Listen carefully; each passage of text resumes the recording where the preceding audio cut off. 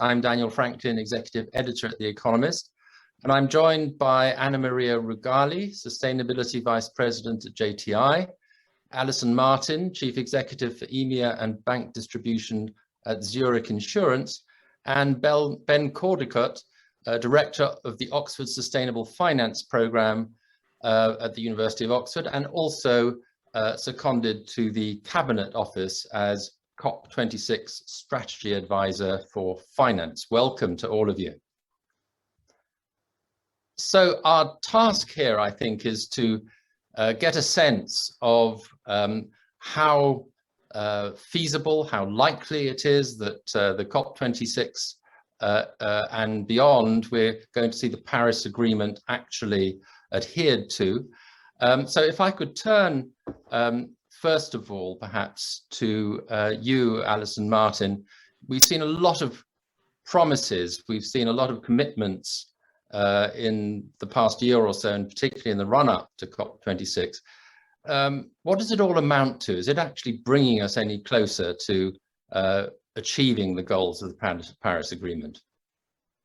Well, unfortunately, words don't cool the planet. Only actions are going to do that. So I think, obviously, having the commitments is the first step. But what we really now need to see is the action that's going to deliver on those commitments. So obviously, last year we saw the impact of the lockdowns and the significant reductions in CO2 emissions as a result of that, and economic activity, obviously, though reduced as well. And this year we saw the complete rebound, and we're on the same trajectory previously, which basically says we have yet to break, or really realistically plan to break, the link between greenhouse gas emissions and GDP. So I'm afraid we see far more words than we do action. We do a climate change scorecard every year to track about 12 variables, looking at what's the probability that we're actually going to be able to hit the targets that have been committed to. And on the positive side, our scorecard looks more amber now than it previously did. It previously looked very, very red. But it's still amber, and we're running out of time, and amber is just plain isn't good enough. So we all need to play our part, whether that's business, whether that's government, whether that's society at large, to turn these words into credible action. And just to sort of understand your scorecard a little bit, what are you actually measuring when you say it's amber rather than red now? I mean, that's progress in the right direction, but are you measuring the words, or are you measuring credibility of the words, and that they'll be followed through into actions? Yes, so we're trying to measure are the actions stacking up to the words. So for example, things like carbon pricing is one of the 12 variables. So we do look at, okay, what's the proportion of emissions that are now actually covered by carbon pricing, which is why it's now gone to amber, at least from red, because we have seen there's been an improvement, an increase in the number of emissions that are covered.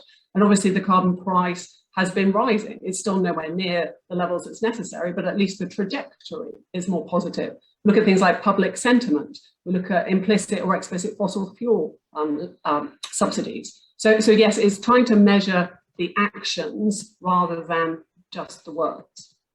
Okay, Anna Maria, if I could turn to you next, from where you sit in the corporate context, does what you've just heard make sense? Is there some progress but not yet nearly enough? Indeed, I would agree with that. I mean, there's some progress, as you know. Many businesses like ours, for instance, we're doing a lot in terms of trying to reduce our impacts on the environment, but overall, given the climate emergency that we're experiencing, for sure we all at societal level could do a lot more. One side of this is the stronger, for instance, there should be stronger collaborations between governments and the private sector.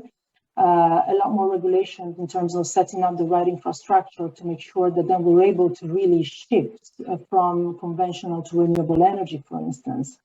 And a lot more leadership from the top in making commitments towards decarbonizing our economy. So, there's a lot of progress going on, but for sure, the road ahead is still pretty steep. From a JTI perspective, we're fully committed to the Paris Agreement on climate change, and we're already doing a lot in terms of making meaningful reductions to our greenhouse gases emissions. But again, there's a lot more that we all can do. My impression is, and I'd be keen to get a sense of how it is from your own company, that many companies have sort of somewhat woken up to this as something that needs to be taken seriously. There's a huge learning experience to go through, huge kind of technical thing to measure impacts and then to figure out ways of putting that into practice. Do you see that as well, that we're sort of only really at the early stages of taking this seriously in many parts of the critical parts of the system, and really understanding what needs to be done, let alone actually doing it? Yeah, I think you're partly right. I mean, there's not enough understanding of how complex shifting to a decarbonized economy really means. And that has been quite an alarm bell for many people and many companies around the world. Clearly, there's been a huge acceleration recently, but there are companies that have been working on this for a very long time. JTI has been kind of working on environmental issues since over 10 years. We already have a pretty kind of strong environmental program. We already have made commitments like reducing 35% of our greenhouse gas emissions by 2030 in our own operations and 40% in our direct leaf supply chain. Just to give you an example, we already have manufacturing sites setting up solar panels and producing a lot more solar renewable electricity than what they can use, so giving it to local communities, just to give you a couple of examples. But generally speaking, you hear also a lot of companies that make commitments without really having strong plans in place to make sure that they achieve then these commitments. And I think this is where, you know, we need to keep highlighting the fact that we don't have much time left and that we really need to take it very seriously. Yeah, Ben, if I could turn to you now, and the two hats that you wear, both as an academic at Oxford and currently working seconded to the Cabinet Office in the United Kingdom with the task of preparing COP26 as hosts. It's intriguing to me that you're the inaugural chair, which suggests to me that this is all again from an academic point of view in Oxford. This is a relatively new discipline. So the role of finance, which is your speciality, is that only just beginning to be understood as something that has a critical part to play in pushing through the Paris targets? And where are we again along the journey, if you like, of getting there? Sure, wonderful to be here. Thank you for that great question and for having me. So, you know, people have known for a long time that finance investment is a necessary condition if we're going to achieve climate change objectives and indeed achieve other environmental and social objectives. Companies, individuals, governments need access to capital.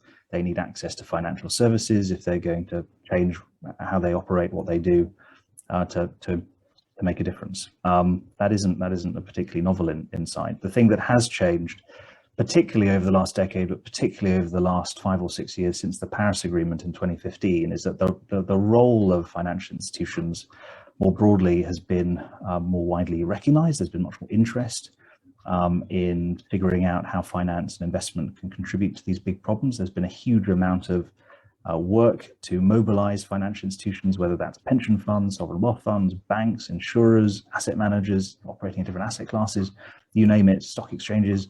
What should they be doing? What can they do? And they've been coming together, particularly over the last year or two ahead of Glasgow, to make ambitious new commitments around the net zero transition, as well as in relation to coal phase out and nature and biodiversity, all of these things. And this is happened incredibly quickly. And you will hear very, very large numbers in terms of assets that have made commitments ahead of Glasgow as we get there. Clearly, the thing that needs to happen now is that we need to turn those commitments into accountable actions. People need to act, they need to fulfill their promises, and we can't just have another summit where financial institutions, corporates show up make promises and aren't held to account for having made them. And obviously that's incredibly important. And I think as we go into Glasgow and as we go into 2022 and beyond, there's going to be a lot more attention on credible transition plans. What are firms actually doing? Are they stepping up and actually walking the talk? So to pick up on that, well, how do you do it? How do you ensure that? How do you hold people to account? Because it's you know, the enforcement mechanisms don't strike me as being obvious. So what's your thinking on that score? Well, I think this has to involve a variety of actors. It needs to involve regulators and supervisors who are going to take and should take strong, rapid action on greenwashing and false claims that might be being made by financial institutions when they're selling products. You need civil society actors who have access to data, who are playing a responsible role, identifying, keeping track of what firms are doing and holding to account. Journalists and the press obviously play that role too. You also need governments to collaborate and figure out how to do that. And you know, I think it's fair to say that the enthusiasm to make commitments has been incredibly impressive. But we need to catch up and figure out how we ensure that these commitments are tracked and progress is actually made. And that is a bit of a gap, and something that I hope we can make progress at COP and after Glasgow as well. So there's a question in all this. I mean, what you're all saying, in fact, is there is movement. There are greater commitments being made, individual promises happening with greater intensity, but it's not enough, and we need to be sure that they actually get put into practice. So I'm curious to get your views on the way that what drives the implementation of this. What's the mix between incentive and or carrot and stick, if you like? What has to be priced in, and what is just the power of persuasion, or indeed the fear of what might happen if you don't if you don't carry out what you've promised. So if I could perhaps again ask Alison first, what do you think the main driving factors are going to be, or the main determining factors to get these promises actually put into practice? I'm probably going to go with transparency and disclosure, so that we're all on a level playing field. And I think that means we need to have common, consistent methodologies. So we were one of the founding members of the Net Zero Asset Owners Alliance, which then talks to the important role of finance. We have a couple of $100 billion of assets, which is part of then the Net Zero Asset Owners Alliance commitments to carbon emission reduction targets. We've committed to a 25% reduction in our equity portfolio by the time we reach 2025, because it's important to have interim milestones. It's no good saying, well, you're going to do something by 2050. You need to have something that investors can actually track and can see progress against on a short-term basis. But the point of raising the Net Zero Asset Owners Alliance is to say one of the critical things that did was to provide an industry-consistent methodology for measuring emissions, so that we can disclose on a consistent basis, which then allows our investor community, our regulators, and other interested parties to understand, okay, well, what is Zurich's contribution, and how much of effectively we're talking then about scope 3 emissions. How much can we attribute then to Zurich, and what pathway, and how is Zurich going? We've committed to the 1.5 degree by 2050, and we need to demonstrate how we're going to do that. So having a consistent methodology, consistent disclosure and transparency over that, and I think requiring that we all do that consistently, irrespective of industry. It does require then these industry bodies to come together, and I think the UN has been absolutely excellent in convening these bodies. We've just convened, the UN has convened, again, we're one of the founding members of the Net Zero Insurance Alliance, because you have to get the industry actors together with a neutral body to then agree the methodology by which we can all then set our own independent, and our boards approve what our emission reduction pathways are.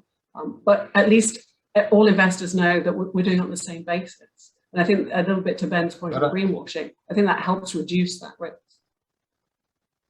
Yeah, I can absolutely see that. It's crucial, but I'm wondering whether there's also a further element in which your industry in particular is one among those that can actually provide price incentives for certain types of behavior through the insurance industry, because you're setting prices, right? So you can encourage or discouraging certain types of behavior, and as an industry, that could actually be very influential in the way that all sorts of economic actors behave. So do you see that happening? Is that going to be important? So I think there's two sides to that, and people often ask us, why don't you just exclude everything that is bad? And I think the reality is that, I mean, we do have an exclusion policy. Most of our peers, certainly our European peers do. But that's a very stick-like approach. And we need to recognize that what's most important is engagement. And it's engagement either as an investor or as an insurer with companies to look for what is their trajectory to get to 1.5 degrees. What commitments have they made? What are the milestones? Can we track them? Are they science-based? And then can we continue to provide, whether it's investing capital support or whether it's insurance support? Because then we bring more of the economy along on this journey, rather than just using a stick and saying, okay, it's not you, it's not you, it's not you. We don't feel that's probably the most effective tool. Engagement is a more effective tool we have. Now, to your pricing point, I mean, I guess I get asked, the opposite side of the coin, can you not provide pricing incentives? And ultimately, we're an insurance company, and the capital that we carry is for risk. And risk is unfortunately not necessarily 100% correlated to whether you are part of the, how would I put it, a good or less good. It's more around different factors. So I think we need to be very careful about trying to use as a pricing tool something which is not actually based on underlying risk. I mean, we could talk, and perhaps later we could talk about the importance of adaptation. I mean, physical risk, which is a here and now factor, is far more critical when you're looking at the pricing of property damage, for instance. So what is the effect of increasing precipitation on a particular property's location? And that's far more of an impact than actually what is being manufactured. And is it green or less green in the approach they're using? Well, Anna Marie, if I put a similar question to you, what actually drives change in behavior that you described at the corporate level? Is it actually the changing culture, or is there an economic incentive to do it, or is there something else going on? Yeah, so for sure, I mean, like a lot of business currently, JTI has realized that there's a lot more that we can do, as I said earlier. So really kind of progressing on this trajectory, as you know, working in sustainability and in environmental issues and trying to reduce our footprint is a continuum. So it's an evolution. So obviously, given all of the work that's been done to date, that, we still need to go on and improve in the future. I think from many different perspectives, many businesses have realized that they do carry a huge load in terms of being responsible businesses from a social and environmental perspective. And that means really addressing the real issues that we're facing on a daily basis, and climate change obviously is one of those.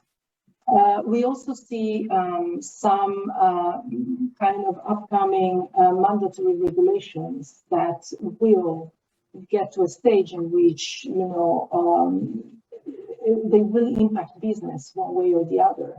So from our point of view, it's better to prevent those measures from impacting us too much when they happen, so that we can just prevent and work things out the way that we feel is the best way for us to deal with them. And this is net zero, and the reducing our environmental footprint is definitely one of these. So we feel that all of this work is not only relevant from a societal perspective, environmental perspective, but also it makes a lot of business sense to just be ahead of the curve and try to prevent some of the measures that most probably will be implemented in the future. Clearly, we do need more regulations, and we need regulations to be balanced to make sure that, the upcoming regulations don't just levy more taxes on corporates, but actually are balanced enough to make sure that they create the infrastructure that we need to transition to the decarbonized economy, but also at the same time allow businesses to have enough money to really invest in research and development and innovative solutions. to make this change in the future. So I think there's a variety of different factors playing. Very much getting the sense, not surprisingly, of the complexity of what it will take to uphold the Paris Agreement. Ben, you're sitting at the heart of the policy process at the moment, trying to corral commitments and make sure that everything goes on track at the Glasgow summit, particularly in the finance area. What does being inside that particular process tell you about the difficulty of reaching the targets of Paris, and perhaps some of the key things that you see are going to matter at COP and beyond as well? Sure, a great question. I think the first thing is that Glasgow is essentially about giving life to the Paris Agreement, right? It's operationalizing the Paris Agreement properly for the first time. And at the heart of the Paris Agreement is, of course, making sure that parties to that agreement, countries, are ratcheting up their commitments so that they become aligned with 1.5 degrees. And there's been significant progress on that in the run-up to Glasgow, particularly, for example, with commitments from Japan and South Korea and also China. And we need more of those commitments. The other thing that's a bit different about this COP, and this is partly because of the nature of the Paris Agreement and infrastructure that's been created since then, is the really important role of non-state actors, and particularly corporations and financial institutions, as well as regions, cities, for example. And there is a lot to do, but we've also got to recognize that so much of this, as you've heard from colleagues on the panel, is delivered by those actors. It is going to be delivered by innovation and deployment by corporations. It's going to be finance and financial services that enable those corporations to do things provided by the financial services sector. So, there's a lot that needs to move at the same time. I would also just reflect that you've got these different systems interacting with each other. You've got finance interacting with the real economy. You've got policy and politics interacting with finance and the real economy.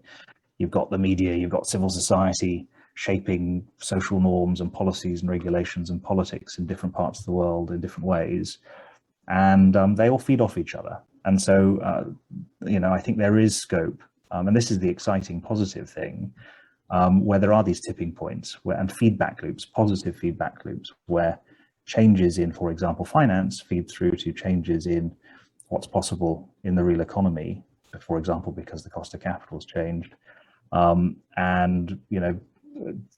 Views in finance might change, and that might influence policy and politics, for example, in a positive way, and so on and so forth, all sorts of different feedback loops like that. And I think that is how we solve this problem, is these virtuous self-reinforcing cycles. And I think Glasgow is all about accelerating those, and that's what we're trying to do.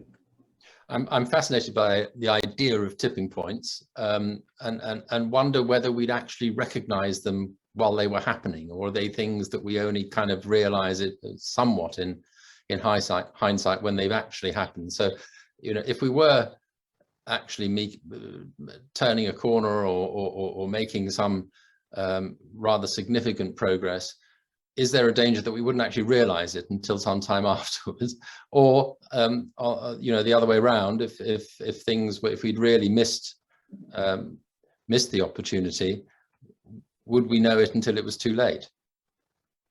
Well, the good news is that we can see and experience these things and track them in fairly good time. And there's some examples of that, for example, around the cost of capital, the perception of risk facing fossil fuel investments versus clean ones. We've done academic work at Oxford looking at that over the last decade, the cost of capital, the spreads for loans, for example, for coal-fired power stations have increased, and for coal mining have increased very significantly around the world, whereas the spreads for renewable power have declined very rapidly. And we can track that year to year using financial data.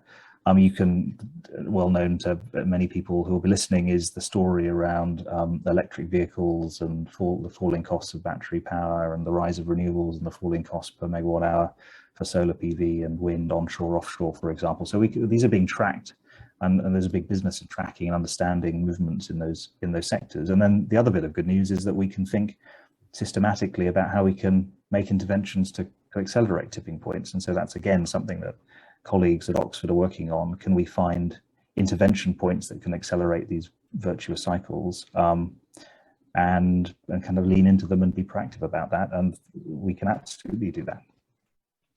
So that makes me wonder what the missing tipping points are that you would want to encourage, and what are the gaps, to put it another way, that are still to be filled in, or the obstacles that are most worrying, that would prevent Paris targets from being achieved. Ben, let's stick with you for a moment on this. What do you see as the critical bits of this that need to be put in place? Not necessarily at COP, but over the next few years, because not everything clearly is going to be achieved in Glasgow.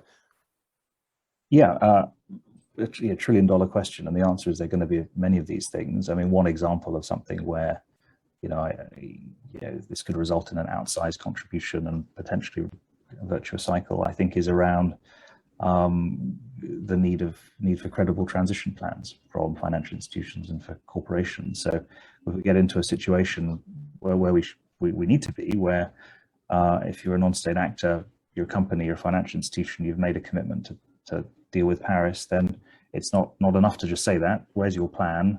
What are your interim targets? Who's scrutinizing those targets? And there are different ways you can add teeth to that. And so, for example, colleagues working on climate change more broadly, there's an effort to introduce something called Say on Climate, which is essentially shareholder votes on these climate transition plans that companies are developing, to introduce a degree of enforceability around them. And if those sorts of ideas get traction, you suddenly have all these corporations, all these financial institutions starting to think a bit more profoundly about what they actually need to do. And that creates a signal for governments as well, and confidence from governments that actually companies in my jurisdiction are transitioning, they want to transition, they have a plan, they're asking for policy frameworks to help them deliver the plan. That creates a nice dynamic between the corporate sector and government, where at the moment, often in some places, governments obviously politicians sometimes think that corporates don't want any of this stuff, and therefore governments go into these negotiations and try and lobby against things. And in fact, it's the opposite often, as was suggested by one of the other panelists. So that's one example. Well, Anna Maria, what about for you? What are the obstacles?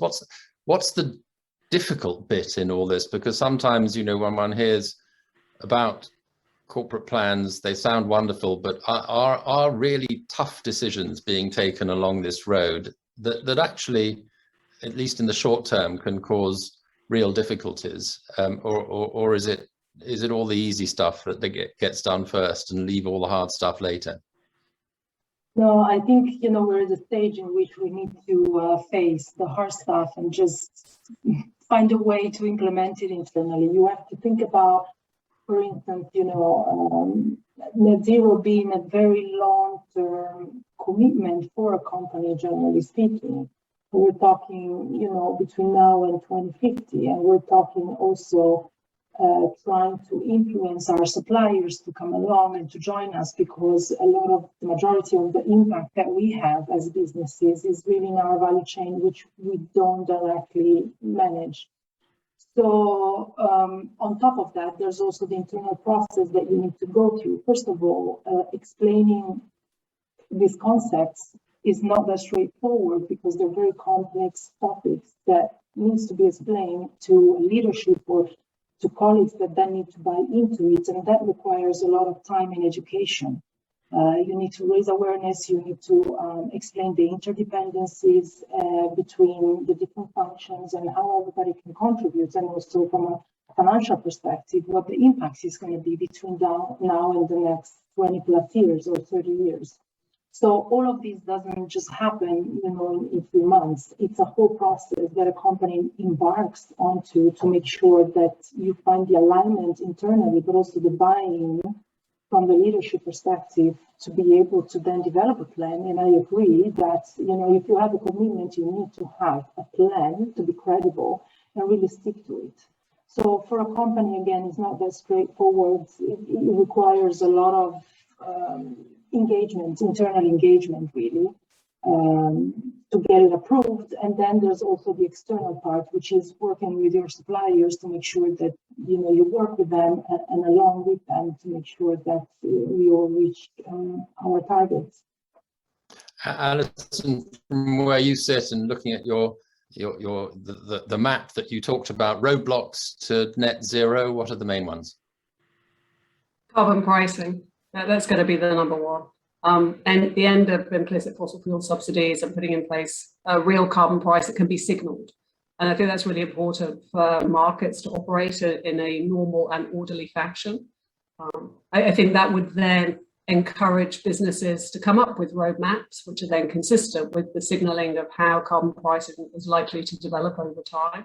That would enable investors and capital providers to make a decision around which of the transition plans do they believe is most feasible. Can they check on the milestones? And again, this goes back to the measurement point we talked about earlier, so that invested capital can then start to move this at pace, but without causing cliffs. So it does need to be done in an orderly fashion. So I'd say, from our perspective, it's putting a fair price on carbon. That's proved to be politically very hard up until now. So why should that change?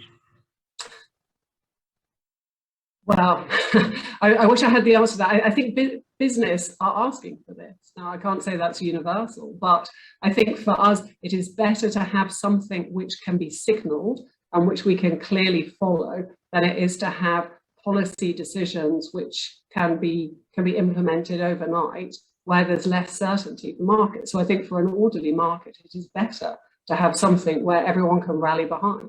Now, I recognise there are issues that have clearly been raised around inequalities, and I'm not suggesting that those issues are easy to solve, but governments do have options with the use of the revenues in order to try and mitigate some of the social inequalities that could be result from it. And obviously there are possibilities around how developed and developing worlds can also set carbon pricing. It doesn't necessarily have to be done in exactly the same manner between different countries, taking into account their current stage of development.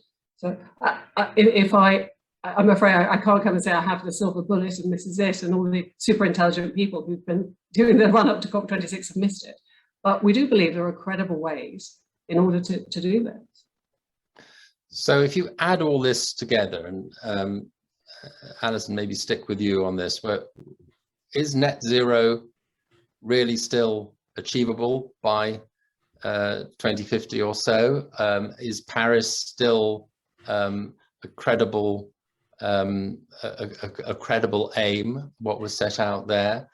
How optimistic or otherwise are you about actually getting there? So I am an optimist by nature. So I wish to err on the side of optimism. And as one of the leading insurers in the world, we would also like to be optimistic, because put simply, if you look at the cost of natural disasters last year, that was $210 billion. We're already at half that this year, partway through the hurricane season. Only a third of that is insured. The rest of these losses are covered by governments, typically. Now, this is real. These losses are getting worse and worse every year as we see increasing extreme weather events. And even if we do meet the Paris Agreement, this is still going to get worse in the short term before it can get better. So I have said I'm optimistic, and I do believe that the sentiment of the population is shifting slowly. We see increasing words, and some of those words are translating into actions. So on balance, I'm going to keep a bit optimistic. Okay, Anna Maria, what about you? I would say I am also optimistic. Otherwise, I wouldn't work in sustainability. I mean, I'm a sustainability professional since over 20 years. So I'm a firm believer in the fact that, you know, we will change and we will make this change happen. Obviously, it comes with a lot of challenges. I do agree with Alison that the sentiment is changing. People are becoming more aware just because they are living it on a daily basis. I mean, it's so evident right now that the climate is changing so rapidly that it's almost hard to deny that. So I think it has taken a while for a lot of people to wake up, but it has finally happened. And I think as responsible businesses, we need to keep very focused on this trajectory to make sure that we give our contribution. So that's two optimists, although I'm sure you both have to be professionally optimistic as well. Ben, what about you?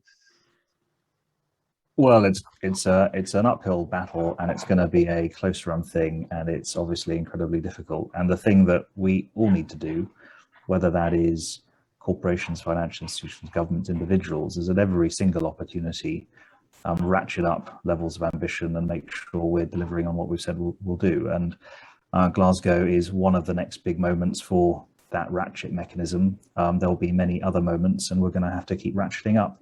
And hopefully we'll get there, but it's going to be very difficult. And of course, the thing that we will have to manage throughout that process is the physical climate impacts that are already baked into the system, as well as ensuring that the transition is a just one.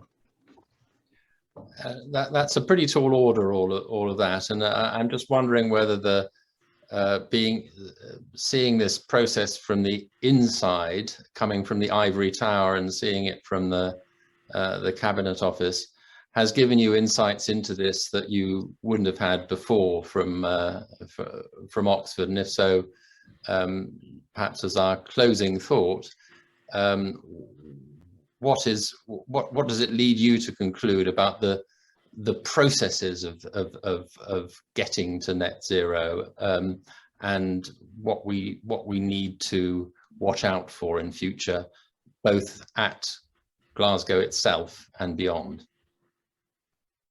Well, I'll certainly have more reflections to share after Glasgow, but I think you know, it is absolutely clear. It was clear for a long time.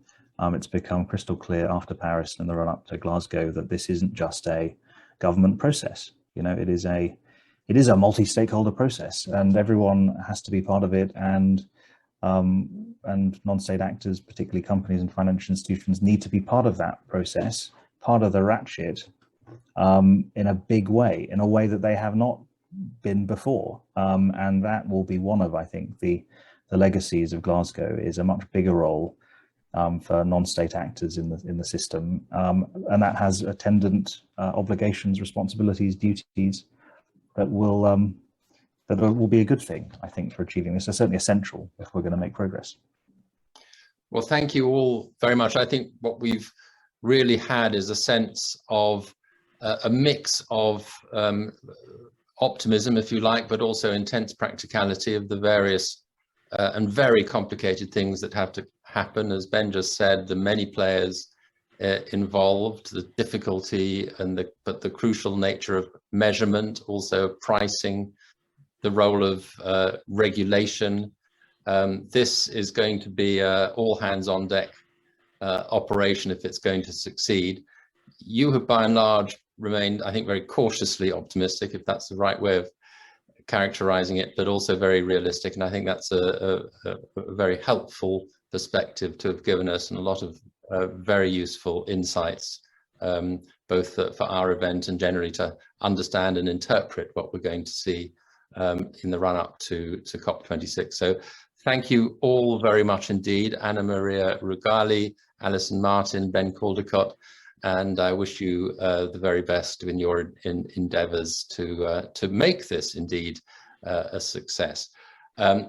Please do stay with us, join us for the next session, which is going to start very shortly, and until then, thanks again to all our panelists for this opening keynote panel. Thank you. Thank you. Thank you. Thank you.